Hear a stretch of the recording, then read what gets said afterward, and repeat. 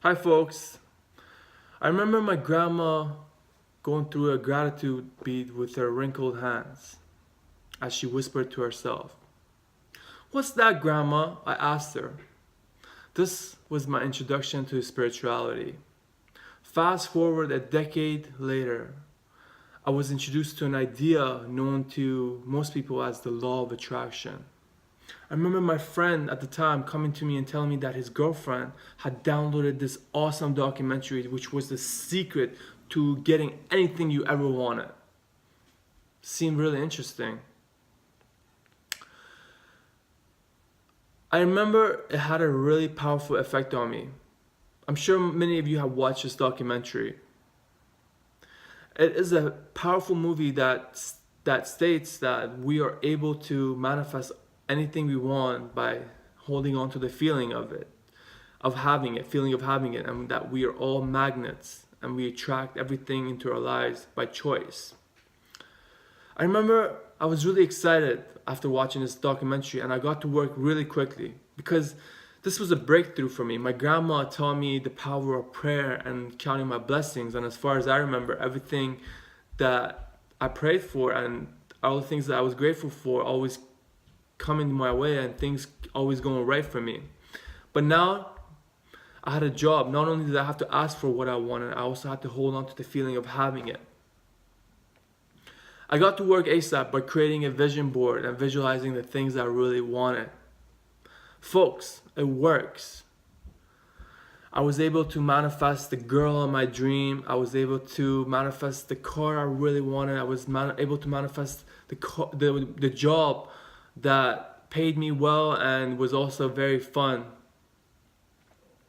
Even though I agree with the practicality of the power of positivity and holding on to the positive feeling of having the things we want, as presented in the documentary The Secret, as so many of your successful people, including Oprah Winfrey, Will Smith, Jim Carrey, and even Donald J. Trump do, I think there's a lot more to it than us just being a manifesting machine. I know that we are here on earth as spiritual beings and not to just get what we want. The things and circumstances that we manifest in life are there to teach us something. Ever since I've learned the power of positivity and the law of attraction and counting my blessings, I've learned many other valuable lessons, which include but are not limited to the law of opposite, which means that everything in the physical world has its opposite. If you get drunk today, you will not feel so fun the next day. The law of karma, which has to do with an intention, and it states what goes around comes around. Purpose and how it's important for us to be on our purpose, just like everything in nature, everything in our body has a purpose. The practice of choice, which we have every moment, and living in the moment, which is the only thing we have. The list goes on and on and on. I've researched these lessons through many books such as The Power of Now, The New Earth, The Superior Man, Oneness, Harmony, and many, many more. And although these books can aid as supplements for us to develop ourselves in our spiritual path and in our path of growth, I think for the most part, life will give us everything we need, and all that comes our way is blessing in disguise. Shortly after I was able to discover the law of attraction and begin manifesting the things I want, I started to realize that things would fade away. My relationship didn't last with the girl of my dream. My car I had to downgrade because I was going to school, and I had to quit my job in order to have time for the things that I really, really was passionate about and was on my purpose.